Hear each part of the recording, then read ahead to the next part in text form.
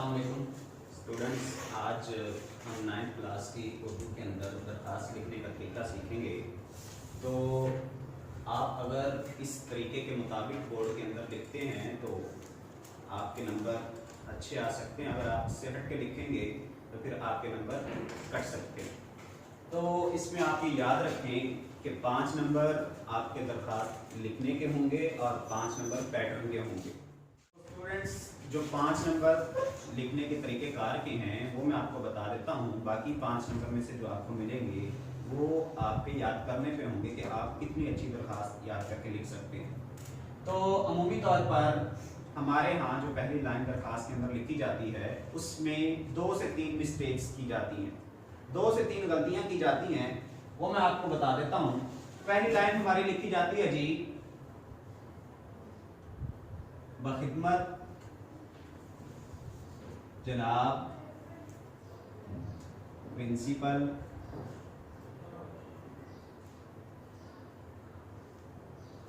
Government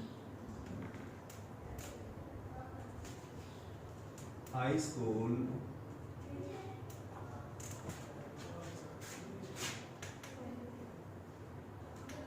Alif बे जी। अच्छा, इसमें आपको पता चल ही चुका होगा कि हमारे यहाँ पे लिखा जाता है बखिदमत जनाब प्रिंसिपल साहिब। तो नंबर 1 पे तो आपने याद ये रखना है कि अगर आपके क्वेश्चन पेपर के ऊपर लफ्ज प्रिंसिपल है तो आपने प्रिंसिपल यूज करना है। अगर यहाँ पे लफ्ज हेडमास्टर है तो आपने हेडमास्टर यूज करना है। आपने अगर हेडमास्टर की जगह पे प्रिंसिपल यूज कर दिया या फिर प्रिंसिपल की जगह पे हेडमास्टर यूज कर दिया तो ये मिस्टेक काउंट की जा सकती है। तो आपने ये मिस्टेक नहीं करनी। नंबर 2 पे आपने प्रिंसिपल के बाहर कॉमा लगाना है जो कि अमूमी तौर पर नहीं लगाया जाता। और नंबर 3 पे आपने यहाँ पे गवर्नमेंट हाई स्कूल मेंशन करना है और इसके बाद आपने कॉमा लगाना है। तो ये 2 कॉमे यहाँ पे पहली लाइन के अंदर लगेंगे, एक प्रिंसिपल के बाद और एक स्कूल के बाद। और नंबर 2 पे मिस्टेक क्या थी, जनाब आएगा, साहिब हम नहीं लिखेंगे।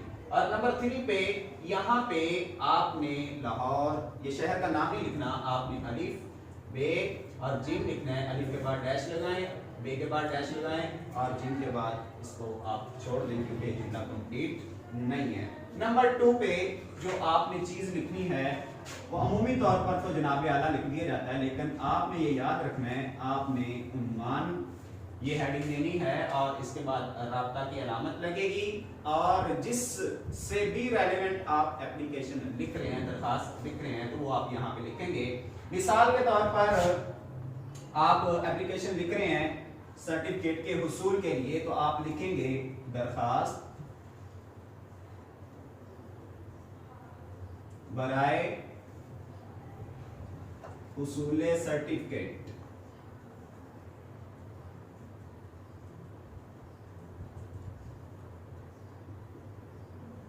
यानी कि सर्टिफिकेट के हासिल करने की दरखास्त। अब यहाँ पे मिस्टेक क्या की जाती है, यहाँ पे मिस्टेक ये की जाती है कि बराए के साथ के लिए का लफ्ज यूज कर लिया जाता है। ये मिस्टेक है। आप जहाँ पे बराए यूज करेंगे वहां पे के लिए इस्तेमाल नहीं करेंगे। तो दरखास्त बराए हुसूल सर्टिफिकेट, अगर तो इसकी समझ आती है तो ठीक, अगर समझ नहीं आती तो आप सिंपल लिख दें सर्टिफिकेट के हासिल करने के लिए दरखास्त। इसके बाद नंबर 3 पे आपने जनाब आली लिखना है और इसके बाद ये नदाइया की अलामत लगानी है। इस जगह पर ये मिस्टेक होती है। तो हर लाइन के अंदर जो मिस्टेक हो सकती है या होती है वो मैं आपको साथ साथ गाइड कर रहा हूं, तो इसलिए आपने ये मिस्टेक्स नहीं दोहरानी। अब इसके बाद जो आपने नक्शे दरखास्त लिखना है वो आपने शुरू से लिखने की बजाय ये थोड़ी लाइन, थोड़ी स्पेस फ्री छोड़ देनी और यहां से आपने लिखना है मुअद्दबाना गुजारिश है। आगे जो भी चीज आप मेंशन करना चाहते हैं वो आप करें और दूसरी लाइन आपने वो स्पेस नहीं छोड़नी और आपने वैसे ही लिख देना है। ऐसे तीसरी लाइन लेकिन अगर पैराग्राफ डाल रहा हो तो पैराग्राफ बनाने का आपको पता है कि पैराग्राफ बनाने के लिए थोड़ी सी स्पेस लाइन के स्टार्ट में छोड़ देते हैं। अब फॉर एग्जांपल आपकी एप्लीकेशन यहाँ पे एंड हो गई, यहाँ पे एंड होगी या फिर यहाँ पे एंड होगी, आपको ये लाइन जहां पे भी कंप्लीट हो रही है वहीं पे छोड़ देनी है और उसके बाद वाली लाइन में आपने लेफ्ट साइड के ऊपर लिखना है आपकी एन नवाजिश होगी।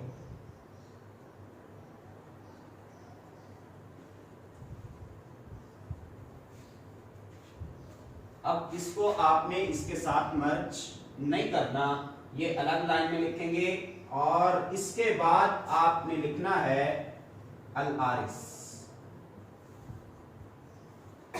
आपका ये सीक्वेंस भी सेम रहना चाहिए, सेम रहनी चाहिए इसकी। और नंबर 3 पे आप क्या लिखेंगे, अल आरिस के नीचे अमूमी तौर पर जो मोस्टली मिस्टेक होती है कि हर एक एप्लीकेशन के अंदर स्टूडेंट्स लिख देते हैं आपका ताबेदार शागिर्द। तो आपने यहाँ पे जो लाइन लिखनी है अल आरिस के नीचे, वो आपने ये देखना है कि आप किसको दरखास्त लिख रहे हैं और जिसको आप दरखास्त लिख रहे हैं उसके सामने आपकी हैसियत क्या बनेगी। अगर तो प्रिंसिपल है तो फिर उसके सामने आपकी एक स्टूडेंट वाली, एक शागिर्द वाली हैसियत बनती है, तो फिर आप लिखेंगे आपका ताबे फरमा शागिर्द। अगर आप सफाई के लिए नाज़िम के नाम दरखास्त लिख रहे हैं तो फिर आप यहाँ पे लिखेंगे अहले मोहल्ला, अगर पूरे मोहल्ले की तरफ से दरखास्त है। लेकिन अगर पूरे मोहल्ले की तरफ से दरखास्त नहीं है, सिर्फ एक आपकी तरफ से दरखास्त है, तो फिर आप लिख सकते हैं आपका एहसानमंद। तो यहाँ पे क्योंकि प्रिंसिपल के नाम है तो यहाँ पे हम क्या लिखेंगे, आपका ताबे फरमा शागिर्द।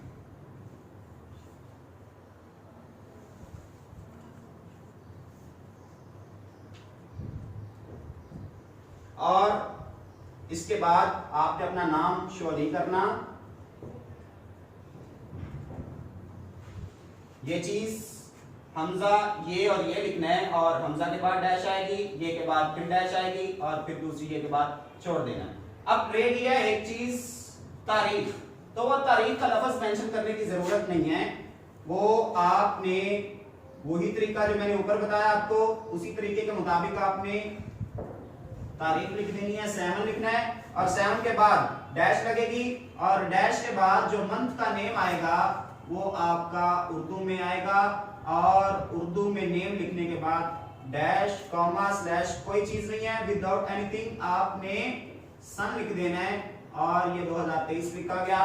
तो अब ये आपका कंप्लीट जो दरखास्त लिखने का तरीका है। यहाँ पे मिस्टेक क्या थी, कॉमे छोड़ दिए जाते हैं, जनाब के साथ साहिब ऐड कर दिया जाता है, उन्वान को वैसे इग्नोर कर दिया जाता है, जनाब आने के बाद ये अलामत छोड़ दी जाती है। यहाँ पे ये मिस्टेक होती है कि आप लाइन के शुरू से लिखना स्टार्ट कर देते हैं और इसको इसके साथ मर्ज कर दिया जाता है। अल आरिस, ये याद रखें, इसको एक तो ये चीजें जो हैं इसको आप बिल्कुल लेफ्ट साइड के ऊपर लिख सकते हैं।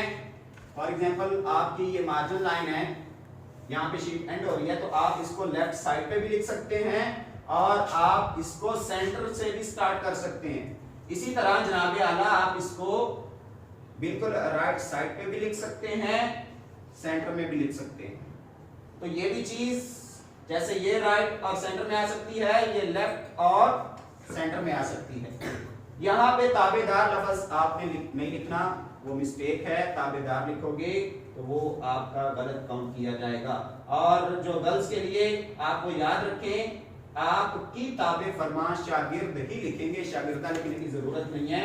मुज़क्कर मुअन्नस का फर्क का और की ने जाहिर कर दिया है और ये डेट है, इस डेट को आपने नहीं भूलना। अब मैं आपको नंबरों की डिवीजन बता देता हूं।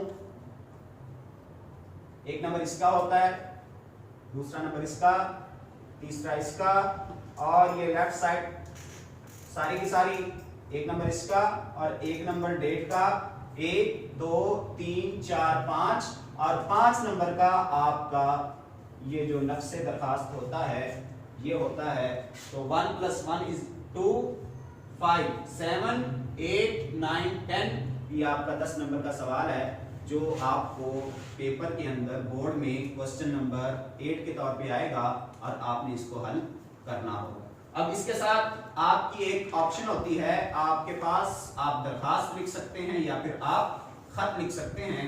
खत लिखने का तरीका हम बाद में सीखेंगे, आज के दिन आपने ये नोट कर लेना।